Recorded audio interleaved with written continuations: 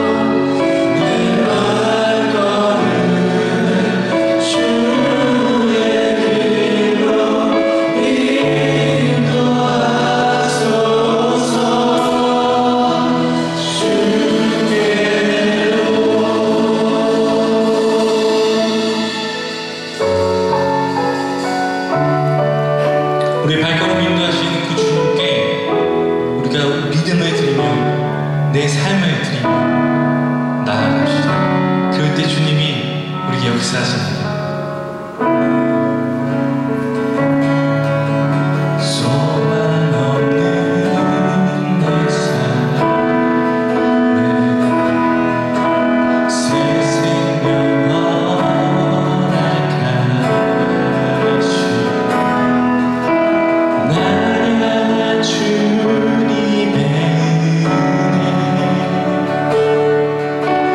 놀라운 주님의 사랑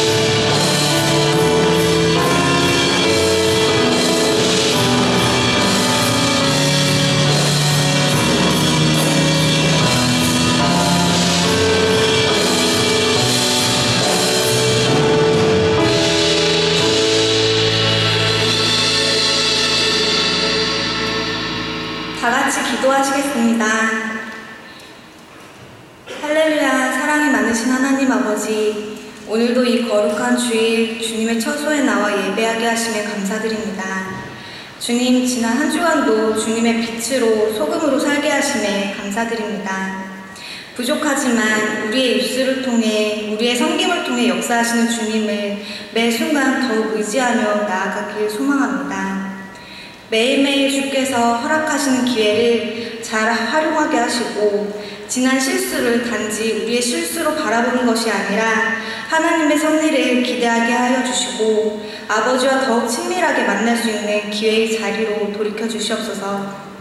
오늘 드리는 이 예배 또한 주님 받기 합당한 예배가 되길 소망합니다. 아버지 사랑합니다. 경배합니다. 우리 주 예수 그리스도의 이름으로 기도드립니다. 아멘.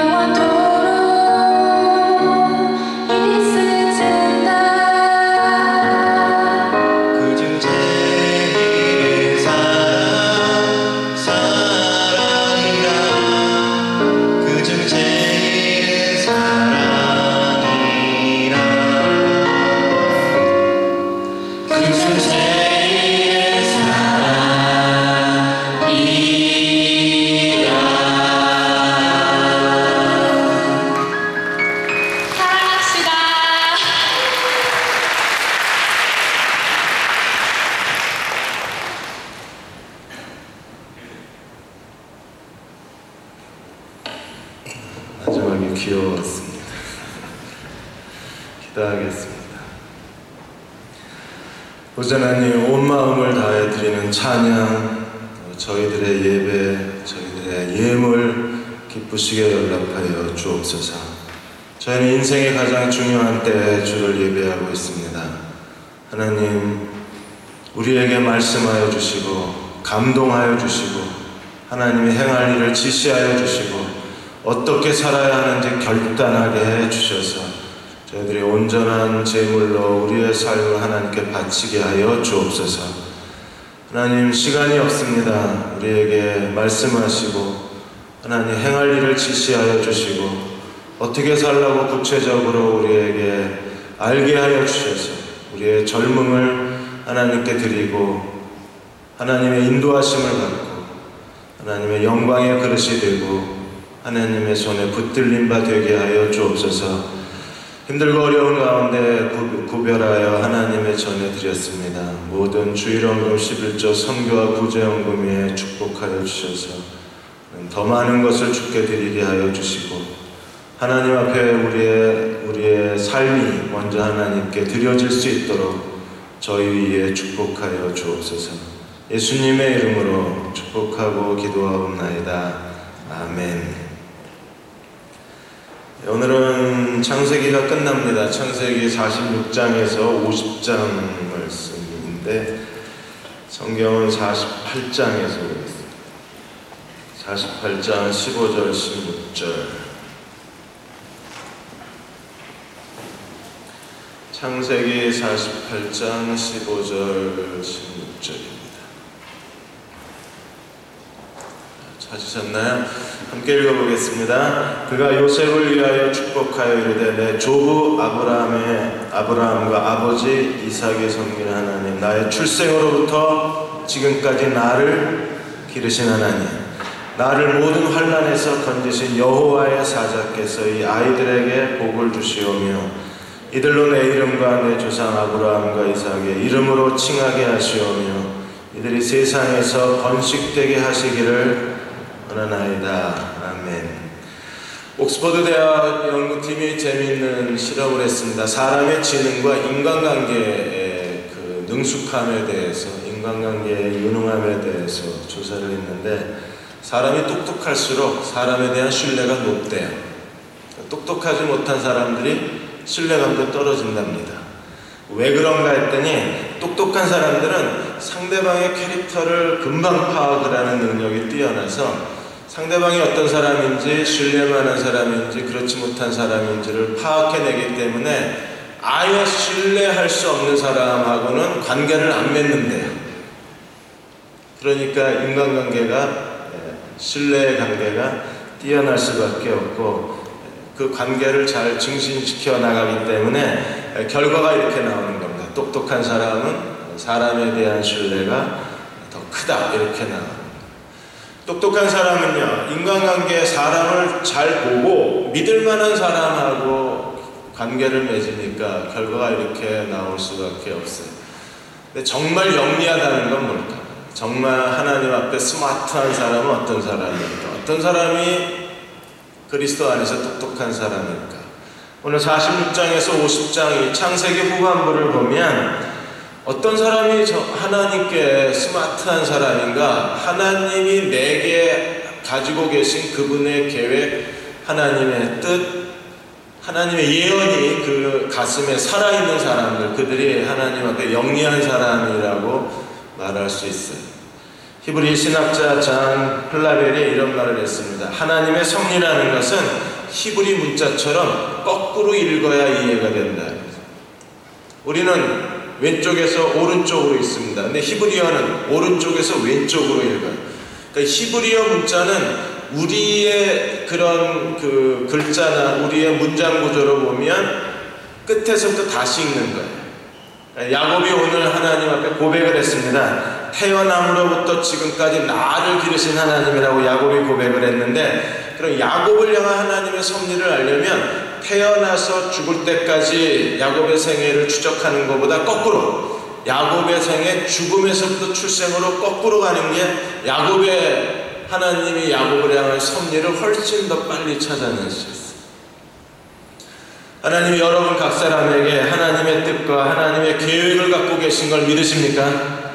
우리가 46장에서 50장까지 내용에 보면 우리는 요셉, 야곱, 요셉의 두 아들, 12아들에 대해서 하나님이 다 예언을 하시고 인도하시지, 하나님께서 그들의 삶 가운데에서 미리 말씀하시고 하나님이 지시하기 전에는 하나님께서 인도하지 않는다는 하나의 규칙을 발견하게 됩니다. 요셉도 그가 형들을 만났을 때 45장에서부터 고백한 말이 무엇입니까? 지난주에 우리가 본 본문이 45장 5절에 당신들이 나를 이곳에 팔았다고 해서 근심하지 마소서, 한탄하지 마소서. 왜 근심이 안 되겠어요? 왜 한탄이 안 되겠습니까?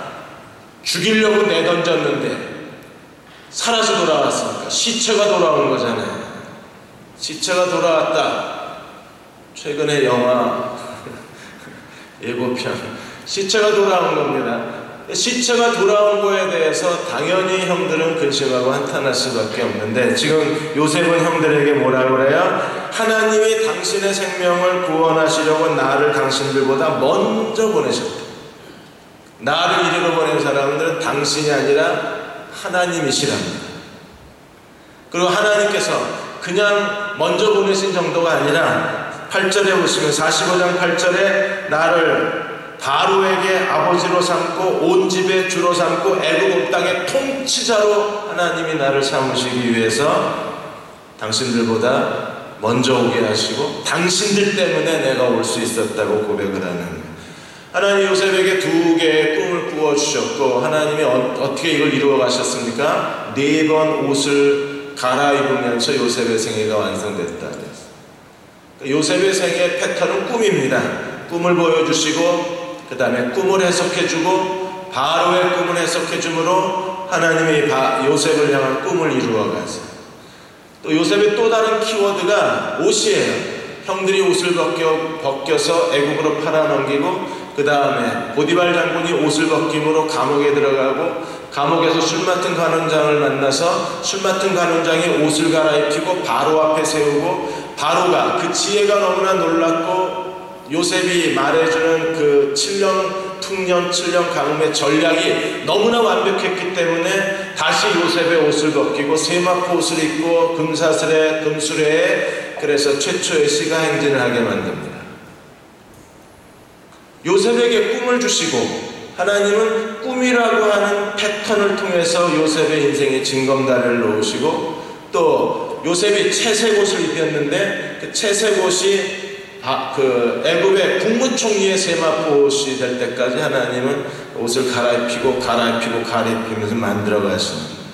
50장에 가면 나중에 요셉이 아버지가 죽고 난 다음에 형들이 자기를 혹시 아버지가 죽었으니까 요셉이 자기들을 해하지 않을까 걱정이 돼서 다시 한번 요셉 앞에 용서를 빌었을 때 요셉이 이렇게 고백을 합니다. 50장 20절에 보시면 당신들이 나를 해하려 하였으나 하나님이 그것을 선으로 바꾸사 오늘같이 많은 백성의 생명을 구원하게 하려 하셨나니 당신들은 두려워하지 마소서. 내가 당신들과 당신의 자녀를 내가 다 책임지겠다. 해하려 하였으나 오히려 하나님이 그것으로 어떻게 하셨어요? 선으로 바꾸어내셨어요. 요셉의 고백입니다. 그렇다면 요셉은요, 하나님이 그를 통해서 무엇을 하실 것인가를 꿈으로 보여주시고 그의 두 가지 키워드, 꿈과 그리고 옷을 갈아입히면서 하나님이 그의 인생의 가장 큰 고통을 선으로 바꾸어 주셔서 요셉을 향한 하나님의 섭리를 이루어 가십니다. 이게 요셉이 우리에게 보여준 하나님의 인도하심의 하나의 과정입니다. 하나님은 요셉의 그 고통과 환난을 선으로 바꾸어내셔서 요셉에 향한 하나님의 목적을 이루어내십니다. 그렇다면 오늘 나는 하나님이 도대체 나에게 뭘 하실 건지 알고 있나? 요셉에게 꿈이라고 하는 게 있었다면 오늘 나에게 뭐가 있나? 그 꿈의 실체가 오늘 나에게는 뭘까? 이걸 알아야 그 다음에 하나님이 우리에게 어떤 환경 섭리와 어떤 환경에 여러 가지 고통과 또 아픔과 실망이 있다고 할지라도 하나님이 그것을 통해서 계속 선으로 체인지업 하시면서 내 인생을 만들어 가실 수 있는 건데, 그럼 나는 알고 있나 하는 거예요. 요셉에게 꿈이라고 하는 하나의 도전이 나에게는 뭐가 있나, 이게 분명해야 된다. 그게 분명한 사람들이 역경을 스스로 하나님의 선으로 바꾸어내면서 하나님이 그의 인생을 만들어내십니다. 테레사 수녀는요, 그녀의 삶 가운데에서 온 그 육체에 아주 큰 고통의 자국을 갖고 있었어요. 바울의 몸에 육체에 가시가 있었던 것처럼 테레사 수녀도 가시가 있었는데 그게 한 번 두통이 시작되면 거의 시체처럼 움직이지를 못해요. 그래서 오랫동안 이 두통 때문에 많은 아픔을 겪어야 했는데, 그런 아픔이 오히려 그녀로 하여금 하나님 앞에 기도의 자리로 나아가게 하고, 그런 아픔 때문에 자기 자신에 대한 모든 것을 홀가분하게 다 포기할 수 있게 만들고, 그런 아픔 때문에 자기가 가난한 사람들에게 다가서는데 어떤 거리낌도 없었다고 얘기를 해요. 그러니까 고통이 선으로 바꾼 경우에. 그런데 그렇게 될 수 있었던 것은요, 그분에게 분명한 비전이 있었기 때문에 그 비전 속에서 고통이 선으로 바뀌는 거예요. 근데 비전이 없는 사람들에게는 고통은 그냥 고통일 뿐이에요. 그게 우리들의 삶 속에서 이게 작동이 돼야 돼요. 두 번째로 야곱에 대해서 오늘 읽은 48장 15절 16절에 야곱이 고백하는 내용이 뭐냐 하면, 내가 태어나면서 지금까지 하나님이 나를 길렀다는 겁니다. 네, 그럼 하나님 오늘도 여러분을 기르고 계신 하나님이신 걸 믿으십니까? 하나님이 나를 길렀다. 어떻게 길렀어요? 16절에 나를 모든 환난에서 건지셨다는 것. 우리는 이미 야곱의 생애를 봤습니다. 하나님이 야곱이 에서와의 관계 속에서 야곱의 생애에 두 가지 두드러진 특징이 뭐였어요? 속이는 것과 다투는 겁니다. 이 다툼을 통해서 형의 장자권을 빼앗고 속임을 통해서 아버지의 축복권을 빼앗았어요. 에서는 두 개 다 잃어버린 겁니다. 무엇 때문에? 야곱의 다툼과 야곱의 속임 때문에. 결국 다툼과 속임 때문에 야곱의 생애에 환난이 덮쳤지만, 그러나 그 환난 가운데 하나님이 야곱을 건져내신 거잖아요. 어떻게 건져내셨습니까? 다툼 때문에 12명의 아들이 태어나고, 하나는 늦게 태어났지만, 그 다음에 속이는 것. 속이는 자가 라반에게 20년 동안 10번이나 속았잖아요. 야곱이 속았다. 위대한 세상에 이런 일이 나와야 되는 거잖아요. 야곱, 형을 속이고 아버지를 속이고 하나님을 속이고 축복을 받은 그 사람이 외삼촌 라반에게 속임을 당해서 그가 20년 동안 10번이나 속임을 당하고 결국에는 양떼와 소떼를 속이고 전부 얼룩이 점박이로 다 만들어버려서 순수 혈통을 다 DNA를 다 바꿔버린 거잖아요. 야곱이. 하나님께서 그렇게 야곱에게 보여주셔서 얘네들이 태어나면 다 얼룩이 점박이, 무슨 해병대도 아니고 다 점박이로 바뀌는 거예요. 속임의 법칙을 통해서 야곱이 외삼촌 라반의 양떼와 소떼를 다 제사나하고 집으로 돌아가게 돼. 그러니까 이런 과정이 하나님이 나를 기르셨다, 그리고 하나님이 환난에서 나를 건져내셨다. 하나님의 양육법은요, 환난에서 건져내십니다. 그걸 통해서 야곱이 하나님 앞에 완전히 변화가 됐잖아요. 야곱은 어떻게 됐습니까? 하나님께서 야곱을 이스라엘이라고 이름을 바꿔주었어요. 도둑놈 사기꾼 야곱이 이 쏴라의 하나님의 나라의 왕자로 바뀐 겁니다. 그러니 인격적으로 정말 바뀐 거예요. 그래서 야곱이 얼마나 변화된 사람이 되었는가를 오늘 46장에서부터 야곱의 변화를 한 번 더 볼 수 있는데, 46장 1절에서 4절까지 야곱이, 요셉이 애굽에 있다는 얘기를 듣고 애굽으로 내려가기를 두려워합니다. 옛날에 야곱은요, 조그만 이익이 있으면, 조금 자기가 얻을 게 있으면 야곱 하나님의 언약의 땅을 떠나는 걸 서슴지 않았던, 철저하게 인간적이고 철저하게 세상적이고 철저하게 물질주의적 사고를 갖고 있던 야곱이 이제는 하나님의 언약의 땅을 떠나는 걸 두려워해요. 야곱이 그만큼 성화가 된 거예요. 그러자 하나님이 46장 3절에 나는 하나님이라 내 아버지 하나님이니 애굽으로 내려가기를 두려워하지 마라. 내려가. 내가 너와 함께 하겠다. 거기서 큰 민족을 이루겠다. 그리고 반드시 내가 다시 데려올 테니까 내려가. 애굽으로 내려간다는 것, 그것이 야곱의 두려움이 됐다는 게 우리를 충격스럽게 하는 거예요. 야, 야곱이 이렇게 변했구나. 한도뼈가 부러지고 야곱은요 절름발이가 됐습니다. 이렇게 영적으로 절름거리는 사람들이, 절뚝거리는 사람들이 결국에 자기 의지대로 아무것도 하지 못하고 하나님의 뜻을 찾기를 시작하는 거예요. 오늘 여디디아 형제자매도 다 야곱처럼 다 한도뼈가 부러지시기를 축원합니다. 다 부러져요. 그리고 쩔뚝거리고 다녀요. 영적 절름발이가 보여주는 첫 번째 모습이 애굽으로 내려가는 걸 두려워하는 거예요. 전에 야곱 같으면 전혀 두려움이 없었을 텐데, 이제는 하나님의 뜻을 어기게 되는 것, 하나님의 말씀에서 벗어나는 것, 하나님의 약속에서 벗어나는 것에 대해서 조심스러워지는 거예요. 야곱이 또 하나 보여주는 정말 멋진 모습이 무엇입니까? 바로를 축복합니다. 당시에 세계 초강대국 애굽의 바로를 야곱이 축복해요. 요셉 때문에. 여러분, 이 장면은 정말 감동입니다. 월드컵에서 골을 2000골을 넣어도 이 감동은 없어요. 이게 진짜 감동입니다. 월드컵 보시느라고 정신들 없으시죠?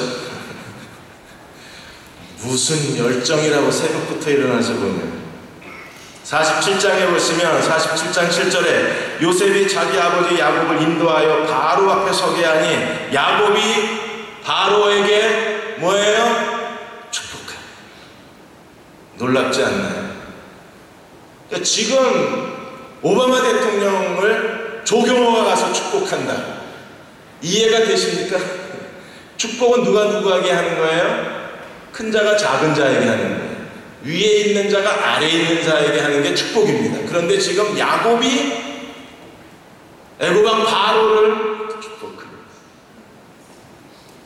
그래서 9절에 보시면, 8절에 바로가 야곱에게 묻되 네 나이가 얼마냐? 야곱이 바로에게 하라되 내 나그네 길의 세월이 130년이니 내 나이가 얼마 되지 못하니 우리 조상의 나그네 길에 연조에 미치지 못해 험악한 세월을 보내었나이다. 맞아. 진짜 야곱은 험악한 세월을 보냈어. 그리고 10절에 야곱이 바로에게 축복하고 그 앞에 나오더라. 영적 거장이 된 거예요. 하나님이 야곱을 변화시키기 위한 그의 일련의 과정들이, 그 환난이, 그리고 험악한 세월이 야곱에게 이 쏴라의 이스라엘, 진정한 이스라엘의 영성, 진정한 이스라엘의 거룩함, 진정한 이스라엘의 영적 거인의 모습을 우리에게 보여주는 게 바로를 축복하는 장면. 하나님께서 야곱에게 어떻게 하셨습니까? 이미 모태로부터 태어나기 전에 큰 자가 작은 자를 섬기리라. 예언을 붙잡고 태어나서 예언을 따라서 그는 속임과 다툼이라고 하는 21년의 외삼촌 라반의 집에서 인생의 가장 중요한 시기를 거기서 보내면서 12 아들들을 얻고 라반의 집에서 하나님이 그에게 약속하신 대로 부를 거머쥐고 그리고 부자가 돼서 그가 자신 집으로 돌아오는 일련의 과정 속에서 하나님의 예언이 그대로 이루어져요. 뭘 통해서? 환난. 어떤 걸 통해서? 험악한 세월. 무엇을 가지고? 속임과 다툼이라는 두 가지 키워드가 야곱의 생애를 끌고 가는 거예요. 그러면 야곱의 생애를 전체적으로 조명해 보면서 그렇다면 하나님은 오늘 나에게 어떤 예언의 말씀을 주셨는가? 요셉도 두 개의 꿈으로부터 그의 인생을 움켜잡고 하나님이 끌고 갔어요. 야곱도 태어나기 전에 어머니 태로부터 이미 주어진 예언이 큰 자가 작은 자를 섬기리라. 내가 야곱을 사랑하고 에서는 미워했다. 그리고 그 예언의 말씀이 그대로 강력한 엔진이 되어서 증기기관차 엔진처럼 그대로 야곱의 생애를 거침없이 끌고 가는 거예요. 어디로? 환난, 험악한 세월. 그리고 마침내 바로 앞에 바로를 축복하는 사람으로 그 앞에 세워놓으셨어요. 그는 진정한 이스라엘입니다. 우리가 하나님 앞에서 우리 인생에 어떤 것들이 나를 이끌고 가고 있나? 지금 내 인생을 이끌고 가고 있는 건 뭔가? 내 생각인가? 아니면 그냥 아무 생각 없이 사나? 아니면 요셉에게 야곱에게 하나님께서 말씀하시고 그의 생애를 이끌어간 것처럼 오늘 나는 하나님께로부터 어떤 말씀을 듣고 인생을 살고 있나? 이걸 자신에게 질문해야 돼요. 프로야구 선수 하나가 있었습니다. 알코올 중독자입니다.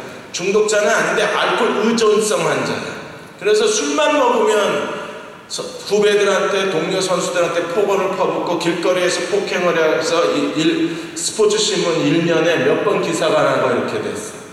그러다 어느 날 정말 그 주변 사람들이 염려를 한 겁니다. 너 그렇게 계속 가다가는 결국 아무것도 해낼 수가 없을 거다. 그러니까 술 좀 끊어라. 근데 너무 자신만만했어요. 아무리 술 먹어도 자기는 조금 좀 화를 내고 폭력을 행사하는 것만 있지 뭐 그것 때문에 인생이 망가질 정도가 아니니까 그렇게 걱정을 하지 않았는데 어느 날 술 먹고 길을 건너가다가 그만 차에 치여 땅바닥에 부르는 순간에 제일 먼저 든 생각이 뭐냐 하면 내 어깨, 내 다리.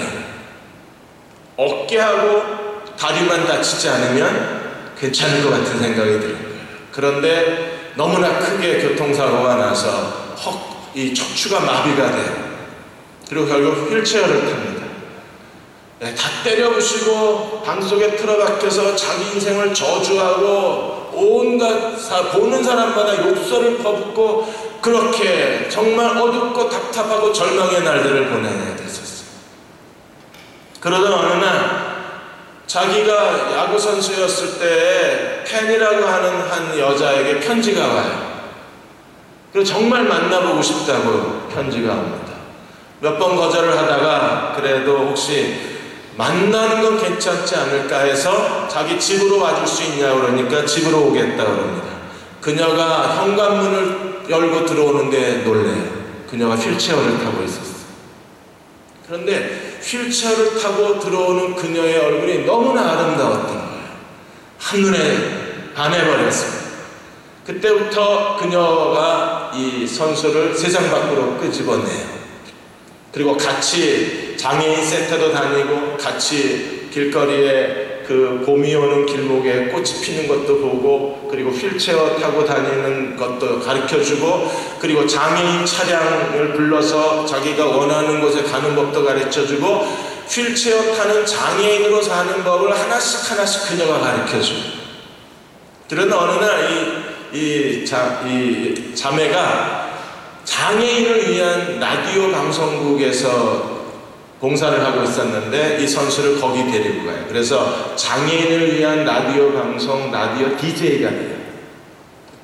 옛날에 유명한 야구 선수였기 때문에 순식간에 유명세를 타고 청취하는 사람들이 많아졌습니다. 그러다가 공영방송에서 이 사실을 알고 이 선수에게 공영방송에도 라디오 DJ 기회를 줘요.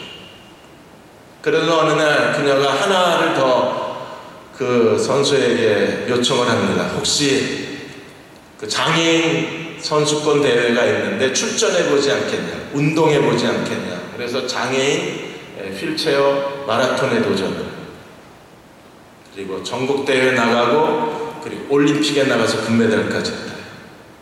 한 여자가 절망에 빠진 한 남자의 생애를 완전히 바꾸는, 우리 여디디아 형제들이 한눈에 반할 수 있는 이런 자매를 만나시기를 주의 이름으로 축원합니다. 운명이야, 운명. 그런데 이 선수가 뭐라 그랬습니까? 마치 그녀를 보는 순간에 어디선가 누가 그녀에 대해서 말한 것처럼 느껴집니다. 누가 꼭 자기에게 그녀에 대해서 얘기한 것처럼 친근감이 느껴집니다. 처음 봤는데. 그리고 순식간에 빠져들어가는 거예요. 그리고 그녀는 이 남자의 운명을 바꾸어 놓는 사람이 된 겁니다. 여러분, 살아가다 보면 우리가 원치 않는 환난을 당할 때도 있고 험악한 세월을 보내야 될 때도 있어요. 만일에 그 험악한 세월 속에서 하나님의 섭리가 작동되지 않는다면 우리는 그냥 그 험악한 세월에 주저앉아야 돼요. 그런데 그 험악한 세월 속에서 하나님의 섭리가 작동되면 우린 세상 밖으로 나와서 또 다른 인생을 시작해 갈 수 있는 거예요. 야곱에게 있어서 그건 뭐였습니까? 하나님의 예언의 말씀입니다. 요셉의 두 아들을 보겠습니다. 요셉의 두 아들이 므낫세 에브라임인데, 다시 48장에 가면 야곱이 요셉의 두 아들에게 축복을 하는데, 축복하면서 나를 기르신 하나님, 여러분 이 말씀할 때는 아멘 하셔야 돼요. 하나님은 나를 기르신 하나님이죠. 얼른 아멘 해야 돼. 그렇게 떨떠름하게 있어야 될 게 아니야. 지금 나를 기르신 하나님으로 얼른 아멘 해야 되는 거예요. 나를 기르신 하나님, 환난에서 나를 건지신 하나님, 기르신 하나님, 건지신 하나님을 얘기하면서 지금 야곱이 뭐하고 있는 거냐면 48장에 요셉의 두 아들을 축복을 하고 있는데, 요셉의 두 아들을 지금 므낫세가 장자고 에브라임이 차자예요. 그러면 므낫세에게 오른손이 가고 에브라임에게 왼손이 가야 돼요. 왜? 오른손이 축복의 손이기 때문에. 오른손이 권세의 손인 거예요. 그러면 장자가 마땅히 오른손의 축복을 받아야 되는데 야곱이 바꿔요. 운명을 바꿔. 왜? 지가 운명이 바뀌었으니까. 이 집안이 재미가 들린 것 같아. 하나님이 막 바꿔. 에서와 야곱을 바꿔내시더니 지금은 또 므낫세 에브라임을 바꿔내시는 거예요. 그래서 므낫세가 오히려 장자의 축복을 받습니다. 요셉이 되게 불쾌해하잖아요. 17절에 48장 17절에 요셉이 그 아버지가 오른손을 에브라임의 머리에 얹은 것을 보고 기뻐하지 않냐. 말은 안 했지만 되게 기분 나쁜 겁니다. 지금 도대체 저 양반이 왜 저러나 이러고 눈을 이렇게 뜨고 쳐다보고 있는 거예요. 기뻐하지 않는다는 게 그런 뜻입니다. 아주 심각하게 불쾌한 거예요. 기뻐하지 아니하여 아버지의 손을 들어 에브라임의 머리에서 므낫세 머리로 옮기려고 했습니다. 왜? 지금 야곱이 안 보여요. 너무 늙어가지고 시력을 다 잃어버린 상황입니다. 그래서 잘못 보고 손을 얹은 줄 알고 바꿔주려고 했더니 18절에 그의 아버지에게 이르되 아버지여 그리마옵소서 이는 장자니 오른손을 그의 머리에 얹으사 했으나 19절 그의 아버지가 허락지 아니하여 이르되 나도 안다 내 아들아 나도 안다 그러면서 엇갈려. 또 한 번 형과 동생을 바꾸어내요. 자기가 한 번 그 인생을 살았더니 괜찮거든. 그러니까 또 한 번 바꾸어내요. 그랬나요? 아니요. 하나님의 예언입니다. 하나님께서 야곱을 통해서 하나님이 먼저 어떤 일을 하실지를 보여주신 거예요. 그래서 므낫세도 한 족속이 되고 큰 민족이 되긴 하겠지만 에브라임을 축복하는 겁니다. 나중에 솔로몬 이후에 르호보암 여로보암 시대에 남유다 북이스라엘로 갈라질 때 북이스라엘의 그 중심적인 지파가 에브라임 지파. 그래서 에브라임이 10지파를 이끌고 북왕국을 건설하는 거예요. 남유다는 베냐민하고 남유다 남왕국을 건설하게 돼요. 그래서 결국에 하나님께서 에브라임에게 장자의 축복을 주시는 이유가 있는 거예요. 그러니까 요셉에게서 장자의 축복이 어디로 넘어가요? 에브라임에게로 넘어가요. 하나님은 예언을 하시고 그 다음에 하나님께서 그 한 사람의 생애를 이끌어갔어요. 지금 야곱에게 뒤바뀐 예언이 다시 에브라임 므낫세에게 뒤바뀐 예언이 되고, 결국 하나님은 그 예언대로 므낫세 에브라임의 인생을 뒤집어서 에브라임이 하나님의 구속사 열왕의 역사를 이끌어가는 중심적 지파로 만들어내시는 겁니다. 여러분은 이게 있나요? 오늘도 하나님이 그렇게 직접적으로 얘기하지는 않으실 거예요. 그런데 뭔가 하나님의 그런 콜링이 있어야 되고 하나님의 예언이 우리에게 있어야 되는 거예요. 그 예언이 뭐 골목 기도원에서 어느 권사님이 지하실에서 머리 얹고 뭐라고 이상한 말 하는 거 그게 아니라 뭐 기도 많이 하라고 그건 나도 해. 그런 예언이 아니라 정말 내 인생을 향한 하나님의 비전에 대해서 내게 말씀하신 적이 있는가. 가나안 농군학교 김영기 장로님이 그분이 1935년에 가나안 농군학교 세워서 민족 정신을 가르치고 하나님에 대한 신앙을 가르치고 가정에 대한 그 가정애를 가르쳐서, 그래서 한국에 필요한 새로운 사회의식, 농민개혁 운동, 진정한 시민개혁 운동을 일으키셨습니다. 그리고 지도자들을 키워내셨는데, 이제 자기 뒤를 이어서 아들 중에 한 사람이 뒤를 이어가기를 원했는데, 이 김범일 씨가, 지금은 김범일 씨가 교장인데 김범일 씨가 이 가나안 농군학교에 지쳐가지고 도망가 버린 거예요. 새벽부터 일어나서 밤늦게까지 고구마 농사 져야지, 옥수수 농사 져야지, 공부라고 하는 거는 갈 수가 없지. 그 농장이 자기에게 감옥처럼 느껴진 겁니다. 그래서 어느 날 더 이상 이렇게 인생을 허비할 수 없다고 생각해서 김범일 씨가 도망갑니다.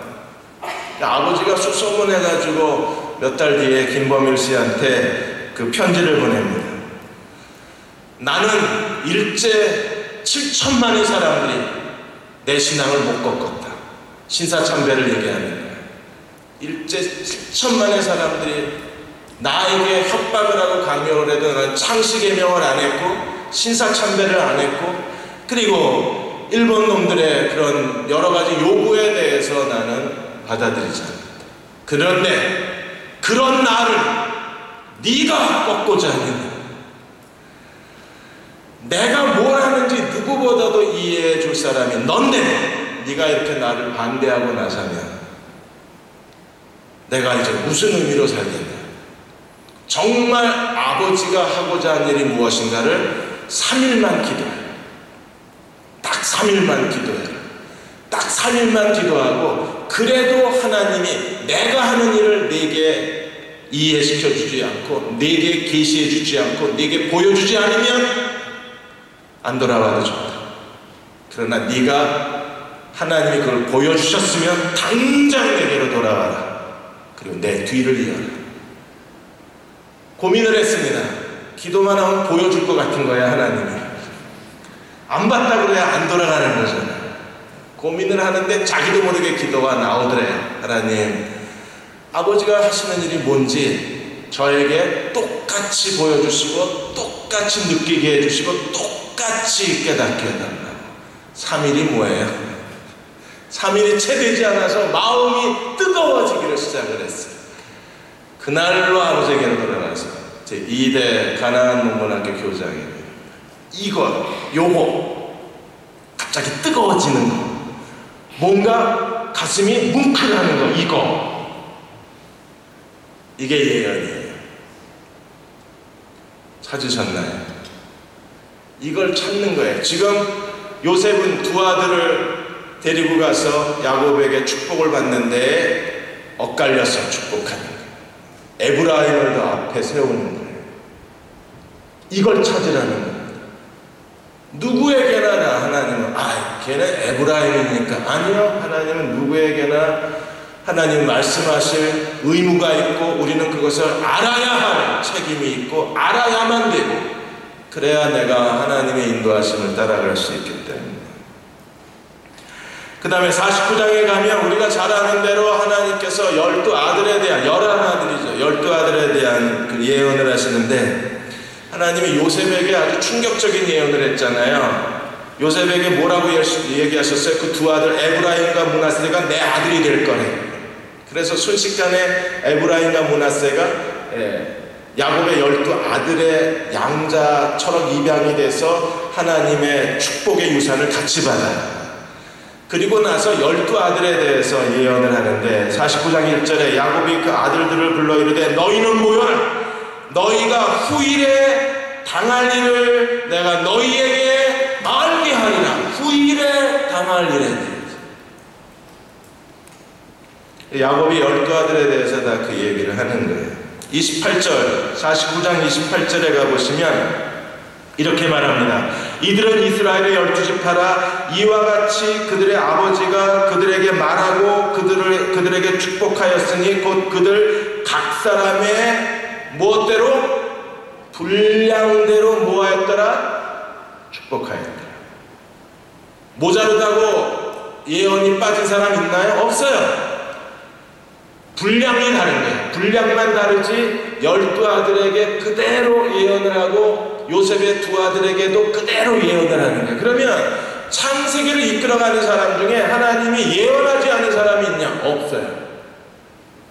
분명히 아브라함에게 하나님이 나타나셔서 아브라함을 부르시고 가나안 땅으로 가라고 말씀하시고 12장 1절에 3절까지 언약을 맺으시면서 하나님이 예언으로 그를 이끌어내셨어요. 이삭에게도 예언이 반복되고 이끌어내시고 야곱에게도 예언이 반복되면서 하나님이 이끌어내셨어요. 그리고 심지어 12아들들에게도 다 하나님이 후일에 되어질 일에 대하여 예언을 하셨는데 어떻게 예언하셨어요? 각 사람의 분량대로 했다는 겁니다. 빠진 사람은 없어요. 분량이 다를 뿐이지. 그러면 그분은 오늘도 얘기하시는 거예요. 구약시대의 방법으로 하나님이 예언하면 제일 좋겠죠. 구약시대의 방법으로 해주셨으면 이게 정말 확실할 건데 녹음기 하나 탁 들고 아니면 녹음 어플 하나 틀어놓고 말씀하시옵소서 이러면요 그대로 우리가 뭐 기억할 필요도 없고 그대로 녹음 저장돼서 평생 동안 그거 들어가면서 하나님 뜻이 내게 이루어졌나 이루어지지 않았나 확인하면서 할 수 있을 거예요. 그런데 구약시대의 하나님의 방법하고 신약시대의 방법이 전혀 다른 거예요. 그러니까 구약시대는 거의 딕테이션 수준입니다. 말하면 받아쓰기 방식이었는데 신약시대에서는요 하나의 통찰의 방식이에요. 그러니까 뭔가 뭉클해야 돼. 이게 있어야 그래야 하나님 우리에게 말씀하신 거예요. 어떻게 하나님이 말씀하셨나? 42장 3절에 보시면 루벤에 대해서 왜 루벤이 장자였으니까 루벤에 대해서 제일 먼저 얘기하셨는데 루벤아 너는 내 장자요 내 능력이요 내 기력의 시작이라 위풍이 월등하고 권능이 탁월하다마는 물의 끓음 같았은즉 너는 탁월하지 못하리라. 망한 거예요. 루벤에게 하나님이 주신 게 엄청납니다. 장자요 내 능력이요 내 기력의 시작이요 위풍이 월등하고 권능이 탁월하지만 왜 이게 성급한 분노 순간적인 이 감정을 억제하지 못한 거예요. 그것 때문에 너는 탁월하지 못하리니 어떻게 버림받았습니까? 내가 아버지의 침상에 올라 더럽혔습니다. 그가 내 침상에 올랐었도다. 창세기 35장에 루벤이 계모 비라하고 동침을 하고 그것 때문에 탁월했던 능력이었던 아버지의 기쁨의 시작이었던 루벤이 버림받습니다. 그리고 5절에 시므온과 레위에 대해서도 이 세겜에서 일어난 일 기억하시죠? 야곱의 딸 강간 사건으로 인해서 결국에 세겜의 남자들을 완전히 속이죠. 할례 받으면 결혼시켜주겠다고 속여놓고 그대로 싹쓸이를 이거 영화로 만들면 재밌을 것 같아요. 정말 잔인하게 다 죽여. 그리고 모든 재산을 다 약탈해 갑니다. 그것 때문에 시므온과 49장 5절에 시므온과 레위는 형제여 그들의 칼은 폭력의 도구로다. 내호나 그들의 모임에 상관하지 말지어다. 아버지가 버렸어. 너무 잔인한 아들들이었어. 그들의 분노대로 사람을 죽이고 혈기대로 소의 발목 힘줄을 끊었습니다. 노여움이 혹독하니 저주를 받을 것이요 분기가 맹렬하니 저주를 받을 것이라. 내가 그들을 야곱 중에서 나누며 이스라엘 중에서 흩어버리리라. 그래서 어떻게 됐습니까? 이스라엘 중에 흩어버림으로 시몬 지파는요, 나중에 유다 지파에게 세빵사지를 해요. 왜? 저주받았기 때문에. 그러니까 미래가 그대로 예언이 된 거예요. 레위도 이스라엘 가운데 흩어버림을 당합니다. 그런데 레위는요, 이거 축복의 흩어짐이에요. 왜냐하면 이스라엘이 아피스 송아지 숭배를 했을 때 레위가 칼을 차고 우상 숭배했던 주동자 3,000명을 다 죽입니다. 여호와 편에 섰기 때문에 하나님의 레위를, 저주받은 지파 레위를 하나님의 제사장을 돕는 성직의 레위 지파로 바꾸어 내셔서 이스라엘 12지파 가운데 다 흩어져 살기는 했는데, 야곱의 예언이 그대로 이루어지긴 했는데 저주의 흩어짐이 아니라 축복의 흩어짐으로 바꾸어 내십니다. 예언이 얼마나 정확하게 이루어져 가는가를 보십시오. 유다에 대해서도 8절에 유다야 너는 내 형제의 찬송이 될지라. 내 손에 내 원수의 목전을 잡을 것이요. 그렇게 하나님께서 유다를 축복하시 10절에 보시면 그가 유다를 떠나지 아니하며 통치자의 지팡이가 그 발 사이에서 떠나지 아니하니 실로가 오시기까지 그리하리로다. 실로는 누구의 상징입니까? 그리스도의 상징. 유다로 말미암아 하나님이 풍성한 복을 약속해 주셨는데 11절에 보시면 얼마나 풍성한 복을 누려요? 예, 그 옷을 포도주로 빤대. 와, 얼마나 하나님이 이 메시아 그리스도 유다의 통치자로 말미암아 하나님 우리에게 풍성한 복을 주시면 그 옷을 포도주에 빨며 그의 복장을 포도즙에 빨리로다. 그날이 되시기를 축원합니다. 이게 풍요의 상징인 거예요. 하나님 포도주로 옷을 빠는 게 얼마나 향긋하겠어요. 향료를 넣지 않아도 될 정도로. 그러니까 하나님께서 유다에게 예언하신 대로 유다 지파에게서 메시아가 오고 하나님이 결국 통치자가 내 발 사이에서 떠나지 아니하라는 예언이 다윗을 통해서 그리스도가 오심으로 완전히 예언이 이루어집니다. 그러면 49장에 이스라엘 12지파에 대한 예언이 혹시라도 예언이 안 이루어진 사람이 있나? 예언이 바뀐 사람이 있나? 예언이 수정된 사람이 있나? 예언이 무효가 된 사람이 있나? 없어요. 레위만 축복의 저주가 심판의 저주가 축복의 저주로 바뀌어냈을 뿐 흩어진 건 다 흩어졌어요. 시몬 지파도 흩어져 버리고 예언이 그대로 이루어집니다. 우리가 하나님 앞에서 오늘 나는 어떻게 할까? 여러분 어떻게 하시겠습니까? 나를 향한 하나님의 예언을 찾으셨나요? 잔 화이트가 지도력이라는 책에서 화이트 목사는 3개월만 기도해요. 진지하게 정말 무릎 꿇고 3개월만 구해요. 뭐에 대해서? 나를 향한 하나님의 뜻이 무엇인가를 3개월만 집중적으로 구해요. 그러면 뭐가 주어진다? 하나님의 나탄이 주어진다. 나탄은 감합니다. 뭉클하는 거예요. 그 나탄이 한번 주어지면 그게 나를 향한 하나님의 비전이고 나에 대한 하나님의 콜링이고 나에 대한 하나님의 메시지이기 때문에 이 한번 뭉클하는 이 나탄, 하나님의 감화, 하나님의 감동, 하나님의 예언, 이걸 붙잡고 살아가는 사람들이 결국에 하나님의 손에 붙들림 바 될 때 그들이 탁월한 리더로 하나님의 나라를 이끌어간다. 그래서 잔 화이트는 이 리더십의 비밀, 탁월한 리더십이라는 그의 저서에서 제일 먼저 강조하는 게 누가 리더가 될 수 있나? 누가 리더십을 훈련할 수 있나? 여러분 리더는요 만들어지는 게 아니랍니다. 리더십이라고 하는 게 훈련으로 되는 게 아니래요. 훈련 프로그램을 만든 사람만 돈을 버는 거지 리더십 세미나하고 리더십 훈련학교 다닌다고 거기서 리더가 되는 그 퍼센테이지는 리더가 될 수 있는 확률은요 여러분들 로또 당첨되는 것보다 어렵대요. 그렇죠. 자기개발 책 100번 읽어봐야 자기개발 되셨나요?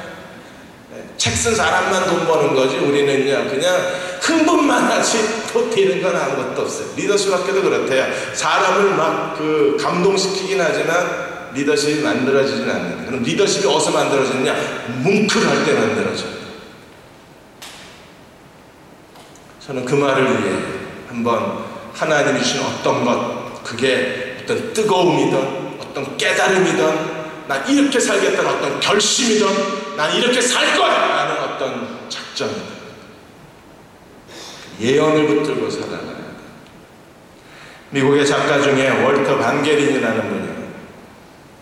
이분이 아들이 하나 있는데 이게 아주 도둑놈입니다. 근데 선한 도둑놈이에요. 하여튼 커뮤니티 센터에 가기만 하면 얘가 책을 훔쳐가. 못 가게 하면 지가 혼자 가서 훔쳐가. 만화책을 너무 좋아하는 거예요. 왜? 아버지가 그랬습니다. 부전자죠. 아버지가 진짜 만화책을 좋아했거든. 그러니까 아들도 만화책에 애가 미치는 거예요. 그래서 커뮤니티 센터 가가지고 만화책을 옷 속에 그 빌려오면 되는 건데 갖고 싶어서 훔쳐다가 쌓아놓는 거예요. 제대로 감추기나 하지. 결국 들켜서 아버지한테 야단 맞고 아버지가 데리고 가서 그 커뮤니티 센터 직원한테 사과하고 커뮤니티 센터 직원이 또 1시간 동안 훈계를 하고 그리고 이제 가지 말라 그랬는데도 또 가서 훔쳐오고 또 가서 훔쳐오는 거예요. 어느 날 아버지가 이 아들을 데려다 놓고 너 도대체 왜 그러냐? 그리고 1시간을 아버지가 그동안 한 번도 자식을 때린 적이 없는데 애를 엎어놓고 손으로 엉덩이를 치기 시작한 거예요. 너 안 되겠다, 맞아야지. 그리고 힘이 빠질 때까지 애를 때려요. 그리고 애한테 여기 무릎 꿇고 앉아서 반성해! 그리고 나가버렸어. 아빠 조금 이따 들어올 거니까 반성하겠어. 나갔는데 그 사건 때문에 애가 변화가 돼요. 그래서 어느 날 엄마가 아들을 데리고 엄마가 어딜 가는데 아들을 옆자리에 앉히고 물어봐요. 너 그때 아버지한테 맞은 뒤로 애가 달라졌다. 근데 궁금하다. 아빠한테 맞은 게 아팠냐? 분했냐? 그날 이후로 네가 달라진 것 같은데 아빠한테 맞은 것 때문에 그게 충격이 됐냐? 그랬더니 이 아들이 뭐라 그러냐 하면 아니요, 아프지 않았어. 아니요, 분하지 않았어. 아니요, 아빠인데요. 왜? 근데 뭐가 널 변화시켰냐? 문 밖에서 아버지의 울음소리를 들었대. 그 아버지 울음소리에 자기가 털썩 주저앉았다. 다시는 도둑질을 안 해. 그 아버지 울음소리가 이 사람한테는 하나의 어떤 뭉클한 뭐가 된 거야. 그게 메시지 이상의 메시지가 된 거야. 애를 변화시켜버려. 그리고 하나님 앞에 3개월만 화이트 박사가 3개월만 제발 3개월만 기도해라. 그리고 뭐라도 들어라. 너는 안 된다든지 아니면 내가 너를 이렇게 하겠다든지 뭐라도 듣고 인생을 붙잡고 시작해라. 그렇지 않으면 우린 시작한 게 아니라고 합니다. 여디디아 여러분 3개월만 기도합시다. 7, 8, 9 3개월만 기도해서 하나님께로부터 나에 대한 예언을 달라고 기도합시다. 예언을 주십시오. 난 들어야 되겠습니다. 다 얘기해놓고 아브라함, 이삭, 야곱, 요셉 12아들 다 얘기해놓고 왜 하나님이 우리에게 얘기 안 하신다는 게 이상하잖아요. 우리에게도 얘기해 주십시오. 베드로를 보자마자 주님이 첫 번째 던진 말이 뭐였어요? 어부 바꿔놓으신 거잖아요. 너 지금까지 고기 낳는 어부였지 이제부터 너는 사람 낳는 어부야. 얘기해놓고 끌고 가셨지 그냥 끌고 간 제자가 없잖아요. 우리가 주님을 따르려면 뭔가 하나님과 나 개인의 사이에 어떤 something, 어떤 뭉클한 어떤 통찰력, 뭔가 내 인생을 기꺼이 바칠 만한 어떤 비전. 그래 맞아 이거야. 난 이걸 위해서 살 거야. 이걸 위해서 살 수 있다면 결혼도 포기하고 내가 가지고 있는 모든 걸 다 포기하고 내가 이걸 위해서 살 수 있다고 고백하면 거기서 시작이 되는 3개월만 기도합시다. 창세기가 이제 끝났는데 그냥 창세기로 끝나는 게 아니라 우리도 그 예언을 찾은 사람이 됩시다. 그래서 그 예언을 따라서 하나님과 동행하는 믿음의 종들이 되시기를 주의 이름으로 축원합니다. 기도하겠습니다. 시간 그냥 기도할게요. 찬양 안 부르고 그냥 기도하고 끝냅시다. 나 찬양 안 부른다고 연주도 안 해주네. 이거 놓고 기도합시다. 하나님, 예언을 듣게 해주세요. 난 정말 듣고 싶습니다. 들어야 되겠습니다. 답답해 미치겠습니다. 난 도대체 내 인생을 어디에 놔야 될지 잘 모르겠어요. 이대로 살아도 되는 건지, 아니면 뭔가 다른 게 있는지, 아니 다른 게 있다면 얘기해 주십시오. 순종하겠습니다.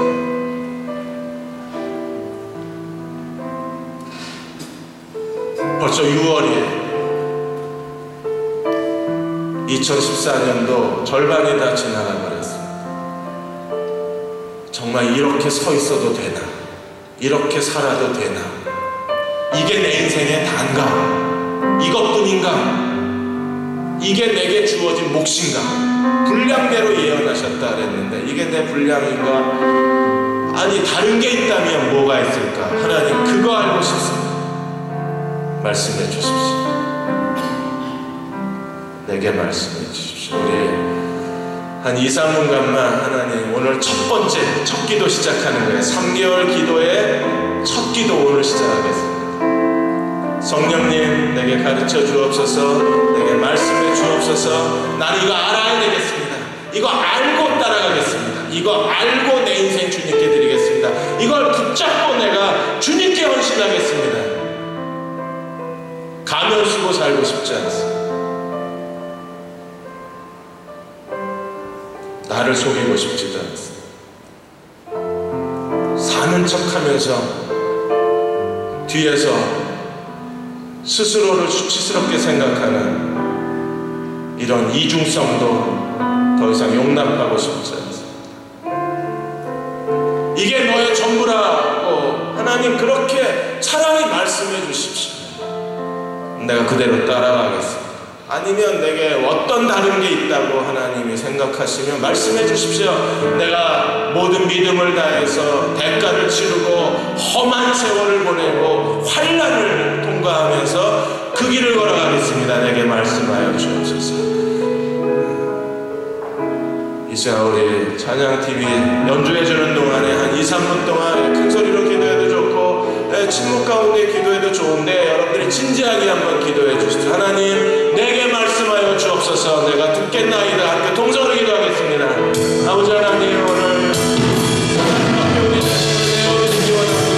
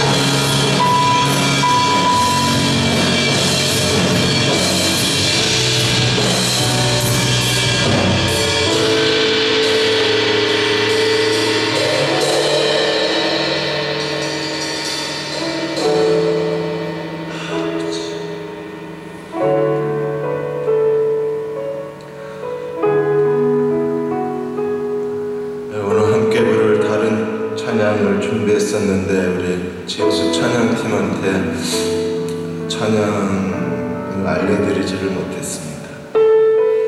주일 예배 찬양이 또 오늘 본문하고 안 맞았습니다. 하나님, 우리에게 말씀해 주시기 원합니다. 들어야 하겠습니다. 듣고 싶습니다. 듣지 않으면 못 견딜 것 같습니다. 지오스 찬양 함께 부를 때 말씀해 주시든지, 아니면 방주 모임 때 말씀을 나누다가 듣게 해주시든지, 예배 때 듣게 하시든지, 혼자 운전하거나 지하철 타고 갈 때라도 하나님 언제든지 말씀해 주십시오. 나는 듣고 그리고 주님을 섬기겠습니다. 하나님께서 내게 과연 어떤 계획을 갖고 계시고 어떤 뜻을 갖고 계신지 눈으로 보게 하시고 귀로 듣게 하시고 마음으로 움켜잡게 해주셔서 여디디아 오늘 함께 예배드리는 형제자매 중 어느 한 사람도 누구도 예외됨이 없이 하나님 12아들에게 각 사람의 분량대로 후일에 되어질 일에 대하여 말씀하신 것처럼 우리에게도 각 사람의 분량대로 말씀하여 주셔서 믿음으로 따라가게 하여 주옵소서. 지금은 우리를 죄에서 구원하신 우리 주 예수 그리스도의 은혜와 하나님 아버지의 무한하신 사랑하심과 성령의 인도하시고 위로하시며 도우시는 은혜가 오늘 함께 예배드리는 여디디아 형제 자매 그리고 함께 사부 예배드리시는 모든 예배자들 그들의 기도와 마음의 소원과 이 땅의 교회와 이민족 위에 그리고 아직도 실종자를 애타게 기다리고 있는 실종자 세월호 가족들 위에 지금부터 영원히 함께 하시기를 간절히 축원하옵나이다. 아멘.